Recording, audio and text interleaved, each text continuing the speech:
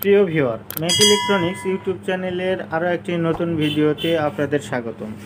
আজকে আমি যেটি দেখাবো এটি হচ্ছে একটি টেবিল ফ্যান। এই টেবিল ফ্যানটি কাস্টমার নিয়ে এসেছে। ফ্যানটির সমস্যা হচ্ছে যে ফ্যানটি ফ্রি ঘোরে, আবার ফ্যানটির স্পিড কম হয় বলে কাস্টমারটি নিজেই দুইটি ক্যাপাসিটার ব্যবহার করছে। এখানে দেখেন আপনারা যে এখানে দুইটি ক্যাপাসিটার ব্যবহার করছে 2.5 এমএফটির, যেখানে মাত্র 1.5 এমএফটির ক্যাপাসিটার হলে এই সব ফ্যানগুলো সুন্দরভাবে চলে, অথচ এখানে 5 ইউএফ এর ক্যাপাসিটার ব্যবহার করা হয়েছে। 2.5 টোটালি হচ্ছে 5 এমএফডি। তারপরেও এই ফ্যানটি ঘোরে না ঘোরার পিছনে কারণ কি আমি সেটাও দেখাচ্ছি। এই যে এটা হচ্ছে এই ফ্যানের টুপিন, ঠিক এই ধরনের একটা টুপিন উনি একটা ফোনের চার্জারের মাথা ব্যবহার করছে। তো এটি আমি এখন বিদ্যুতে প্লাগ করতেছি। এই যে দেখেন সিরিজ লোড হচ্ছে, অথচ এই ফ্যানটি ঘুরতেছে না। এই ফ্যানটি না ঘোরার পিছনে কারণ কি সেটি আমি আপনাদের এখন দেখাবো। তো চলুন ভিডিওটি শুরু করা যাক। এই ফ্যানটি খোলার জন্য এখন আমাদের এরকম ধরনের একটি স্টার স্ক্রুড্রাইভার লাগবে। এটি ফ্যান খোলার জন্য একটি ভালো টুলস। এই টুলসের মাধ্যমে আমাদেরকে এই ফ্যানটি খুলে নিতে হবে। তো আমি ফ্যানটি খুলে নিচ্ছি।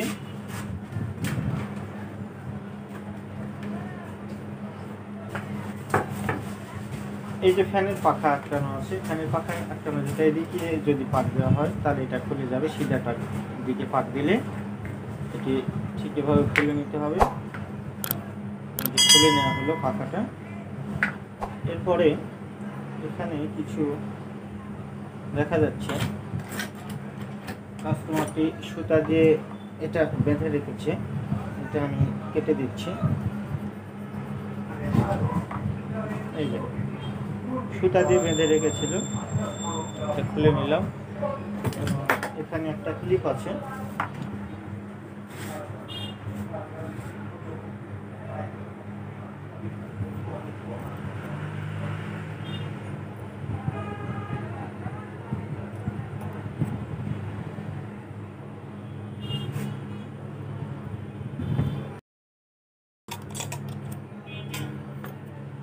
যে ফ্যানের পিছনের জালি আছে যেটি, এই জালিটিও খুলে নিতে হবে। জালিটি খোলার জন্য এই যে নাট, প্লাস্টিকের নাটটি রয়েছে, এটি খুলে নিতে হবে। খুলে নিয়ে এই ফ্যানের পিছনের এই নেট খুলে নিতে হবে।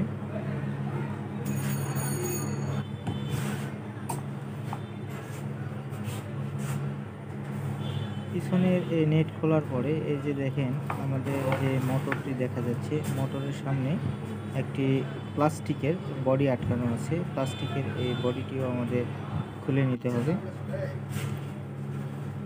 এই বডিতে 4টি নাট দিয়ে আটকানো আছে, 4টি নাটই সুন্দরভাবে খুলে নিতে হবে।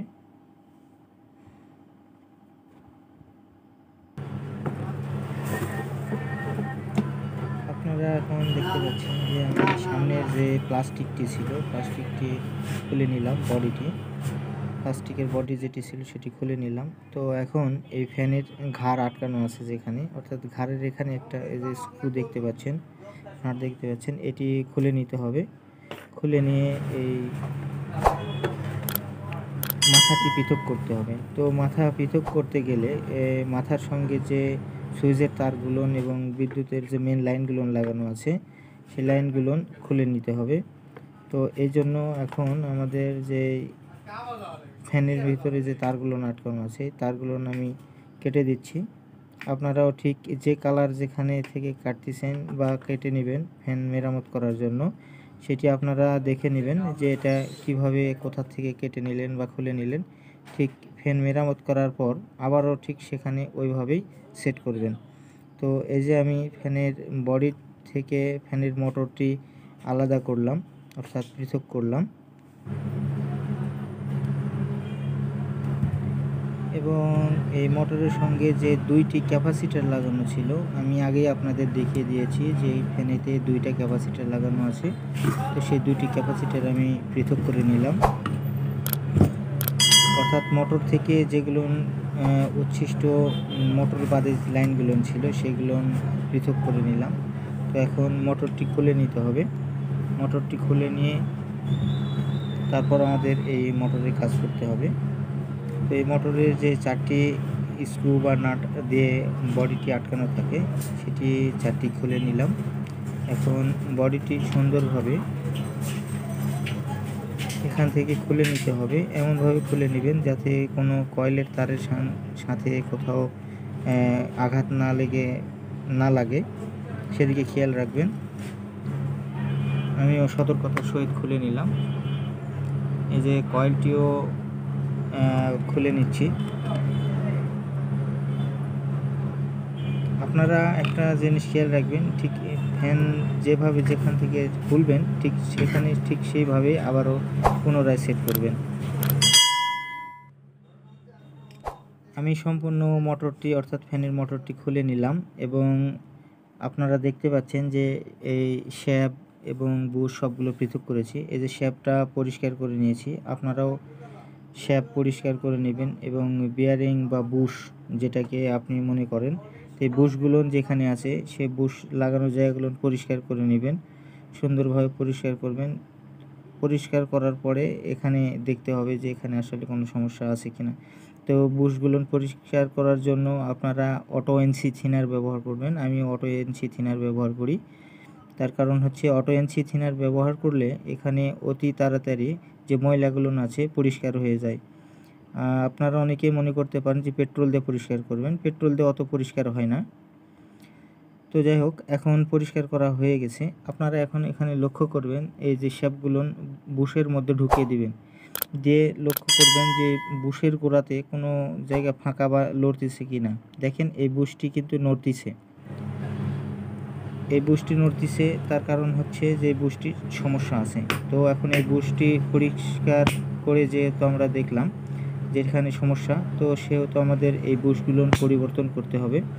আর বুশ পরিবর্তন করার জন্য এই যে চাপগুলো দেওয়া আছে, এলাই বডিতে চাপ দেওয়া থাকে, এই চাপগুলো ঠিক এভাবে খুলে নেবেন। খুলে নিয়ে এই যে বুশগুলো রয়েছে এই বুশগুলো সুন্দর করে খুলে নেবেন। খুলে নিয়ে এখানে ঠিক এরকম ধরনের অর্থাৎ যেরকম ধরনের বুশ লাগানো থাকবে ঠিক ওই ধরনেরই বুশ আবার নতুন, ঠিক যেভাবে আপনি বুশগুলো খুলে নিলেন ঠিক ওইভাবে আবার এই বুশগুলো স্থাপন করতে হবে, অর্থাৎ ওখানে সুন্দরভাবে সেট করতে হবে।